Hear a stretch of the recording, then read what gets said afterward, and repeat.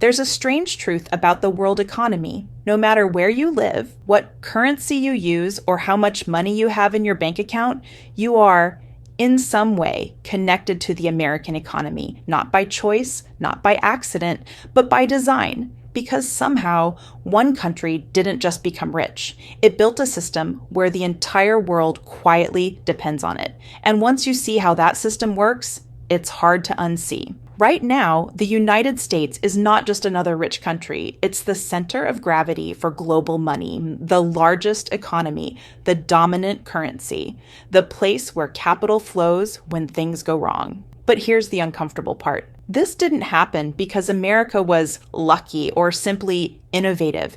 It happened because over decades, it built layers of power, financial, industrial, political, that reinforce each other. And today, that system is so deeply embedded that even its weaknesses make it stronger.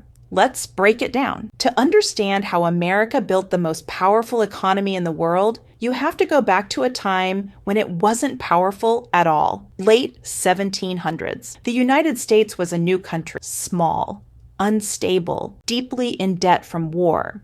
It had no global influence, no dominant currency, no financial system worth mentioning. In fact, at that time, the global economy was controlled by Europe, especially Britain. So how does a country go from that to dominating the global economy? It starts with something simple: scale. America had something most countries didn't. Land, a lot of it, and not just land, productive land, fertile soil, rivers for transport, natural resources buried underground. This mattered more than people realize. Because in the early stages of the economic growth, wealth doesn't come from finance. It comes from production, food, raw materials, basic goods, and America could produce at scale.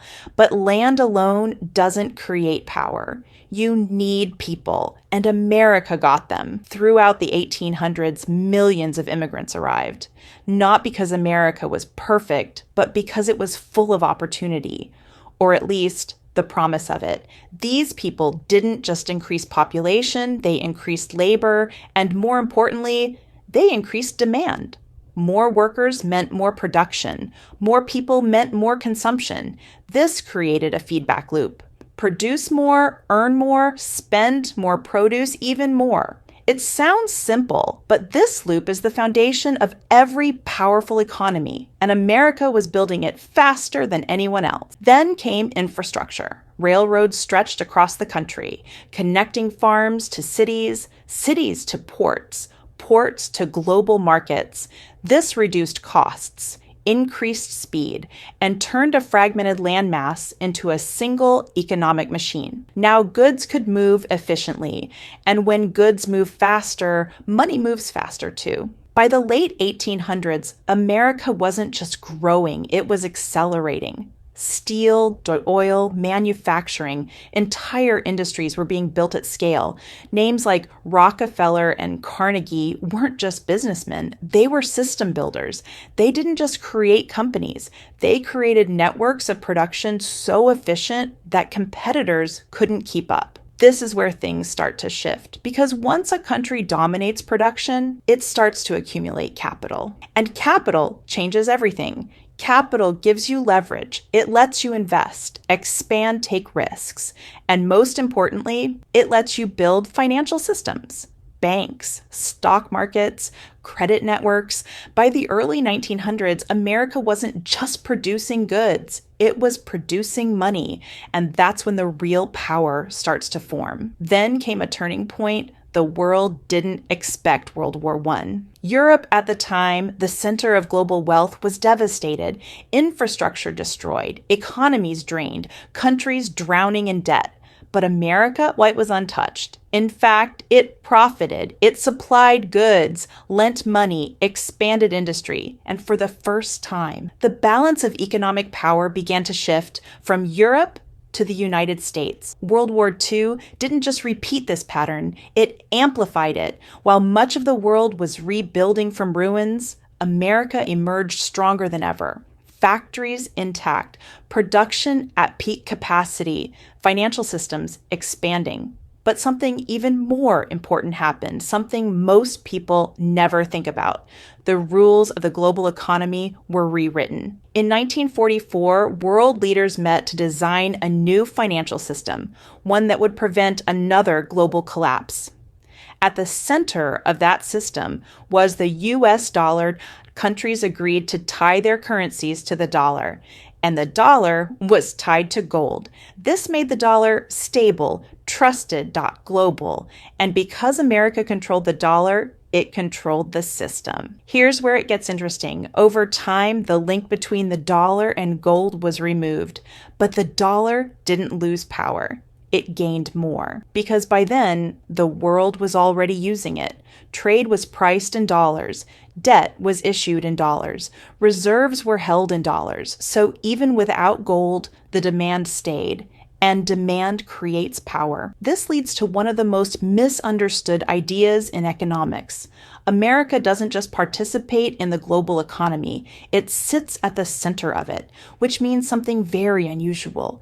It can borrow money at a scale no other country can and not collapse. Think about that. Most countries, if they borrow too much, face crisis. Their currency weakens. Investors lose confidence. Inflation spikes. But America, it borrows trillions, and the world keeps lending. Why? Because the global system needs the dollar. Banks need it. Governments need it. Markets depend on it. So even when debt rises, demand for U.S. financial assets stays strong. It's a strange loop. The more the world depends on the system, the harder it is to move away from it. Now add another layer. Innovation, technology from the 20th century to today, America became the home of breakthrough industries, computers, internet, software, finance. And this wasn't just about invention. It was about scaling those inventions globally, turning ideas into trillion-dollar ecosystems. And once again, capital played a role because when you already have deep financial markets, you can fund innovation faster than anyone else. So now you have multiple layers working together. Production, capital, currency, dominance, global demand, innovation, each one reinforcing the other. And that's what makes the system powerful. Not any single factor, but how they connect. But here's the part people don't like to talk about. Every powerful system has trade-offs and sometimes contradictions. America's economy is massive, but it's also heavily reliant on debt, government debt, corporate debt, consumer debt. Debt fuels growth, but it also creates fragility because growth becomes dependent on borrowing. There's also inequality. The system creates enormous wealth, but not evenly. Some sectors grow rapidly, others stagnate, and over time, that imbalance creates pressure. Then there's the global side. Because when the world depends on one system, any disruption becomes a global problem. If the US economy slows, it doesn't stay local, it spreads. And yet, despite all these risks, the system continues because there's no easy alternative. Other countries have tried to reduce dependence, build new systems, use different currencies, but replacing something so deeply embedded is incredibly difficult. So we end up in a strange situation, a system that is both powerful and fragile, dominant yet dependent, stable but constantly under pressure. And that brings us back to the original question. How did America build the most powerful economy in the world?